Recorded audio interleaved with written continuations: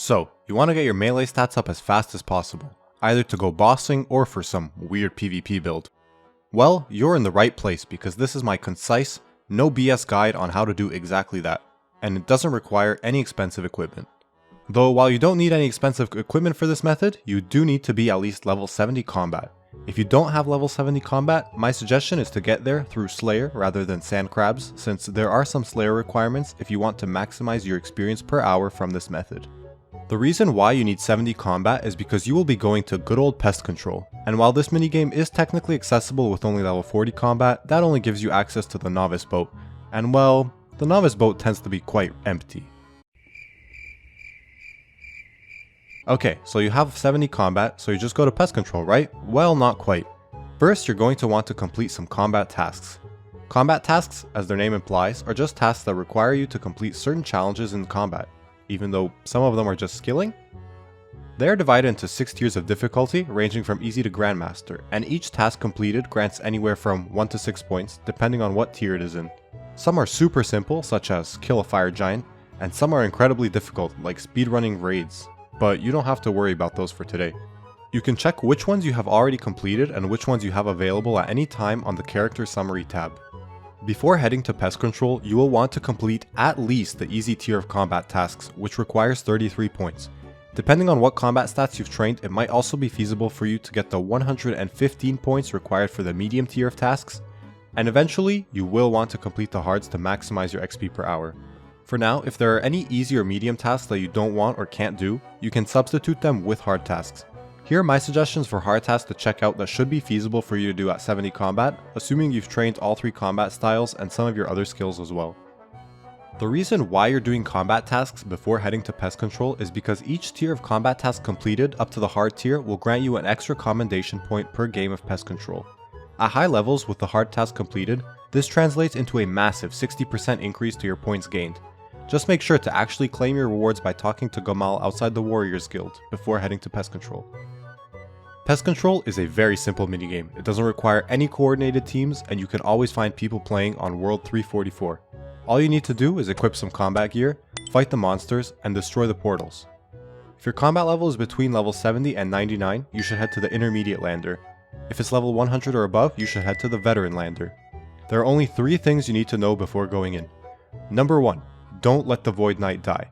If the Void Knight dies, the game ends, and it doesn't give participation awards, so you really want to win. Usually there are more than enough people chilling nearby to defend them, but if there aren't, make sure to take on that role. Also take note that Defilers and Torturers can target the Void Knight from outside the walls, so if you see them shooting at the Void Knight, make sure to prioritize attacking them. Number 2. Prioritize the right targets. Assuming point 1 is covered and the Void Knight is safe from dying, your next priorities are portals and spinners. There are 4 portals scattered around the map, and they start off shielded at the beginning of the round. The shields drop one by one in a specific order. To win the game, you have to take down all 4 portals, or I guess have the Void Knight survive the full 20 minutes, but ain't nobody got time for that. You can use this interface to see how much health each portal has and which ones are unshielded. The portals can be healed by these guys, spinners. If you see a portal being healed, make sure to find the spinners and attack them. There's nothing sillier than watching your team brainlessly whack the portal while 3 spinners are healing back all the damage dealt. Number 3. Close the damn doors. Seriously, this makes point number 1 way easier to accomplish. If you're the last one out, just close the damn doors behind you. And that's all there is to it really. I recommend you bring your best non-degradable melee equipment, as well as to use the Dragon Battle Axe special attack and either Piety or your best strength boosting prayer at the start of each game. Your prayer and special attack get automatically restored once the game ends, so it's an easy way to boost your combat XP per hour. On top of the combat experience you gain from playing the minigame, you'll also gain commendation points and a small amount of coins. The commendation points you gain depends on the difficulty you were playing and the tier of combat tasks you completed. Here's a table from the wiki that shows how many points that will be for you. You can use these points to buy Void Knight armor, which I recommend you do at some point since it's very useful, but obviously for now, you're here for the experience. You can trade in commendation points for XP in any combat skill, including prayer, by talking to the Void Knight on the island. For most accounts, it's really only worthwhile to trade in for attack and strength experience, since the other combat skills all have faster methods of training them. So let's cut to the chase. Here are my estimated experience rates for your melee stats depending on your levels, as well as what difficulty of the minigame you're playing and what tier of combat tasks you've completed. I've also split up the experience into that which you get from doing combat inside the minigame and that which you get from exchanging points. I've also rounded everything to the nearest 1000 just for the sake of keeping it visually clean. They're just estimates after all, so the extra precision isn't needed. While you're looking that over, I'm going to explain how I came to these numbers. The XP coming from commendation points is fairly straightforward to calculate based on points earned per game and how long the games take. In the Veteran Lander, I found that there are normally enough people online that there is barely any waiting time between games, which means you have very little downtime and can consistently get a game done in just over 2 minutes. This means you can reliably get about 27 games done per hour.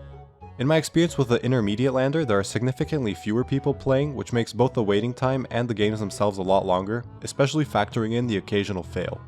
I based these calculations off of 15 games per hour, though hopefully if more people start using this method at that level range, this number will go up. To gauge the XP per hour from combat, I played the minigame on 2 different accounts. Outside of these 2 situations, I used a DPS calculator, factoring in reasonable gear that would be available at each level bracket and nearly best in slot at level 99, plus taking into account overkill DPS, to interpolate and extrapolate to the other levels. And I am fairly certain that all these rates are realistically achievable. Once you have access to the Veteran Lander, the hard combat tasks completed, good melee gear, and high melee stats, you can get up to 200,000 melee XP per hour doing this method. This makes it the best melee XP in the game, and not to mention it is very satisfying to see those huge XP drops all at once. And that wraps up the video. Thank you for watching. I hope this has been informative, and good luck on your melee training.